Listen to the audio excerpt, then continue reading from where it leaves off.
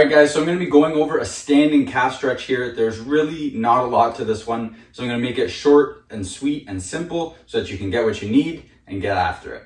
So to set this one up, we're going to need some sort of post. Now I like to use a squat rack, but you can also use a door frame or anything really that's going to create the same effect. So what we're going to do is prop our foot up against this post. You want to get the heel as close to it as possible. And you want to make sure that your foot is nice and solidly planted against it. And then we can grab onto the post that we're using and use it to help leverage us deeper into the position and create a better stretch. So a couple key points with this one. We want to have our back leg kind of kickstanded behind us to support us in the position.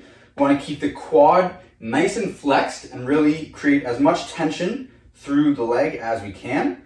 And a big factor for this stretch is the positioning of our hips.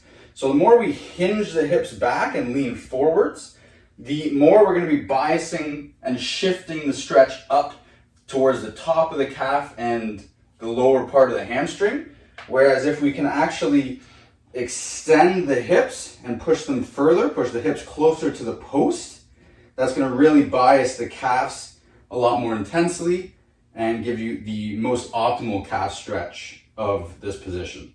So there's two types of contractions that we can use from this position to help us work deeper into the stretch and facilitate greater relaxation in the muscles that we're stretching, specifically the calf.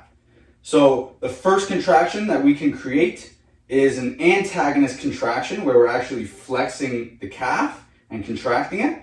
What we're going to want to do for this is think about really pushing the ball of your foot and your toes into that support as if to straighten your foot out. And then we can take a big breath out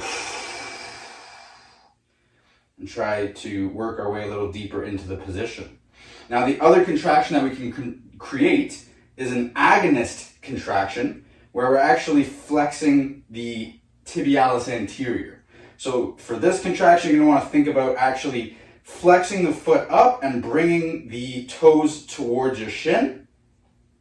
And then again, big breath out. And try to really focus on driving the hips forward, not just leaning forward, but actually keeping the hips as extended as possible and getting them closer towards that post.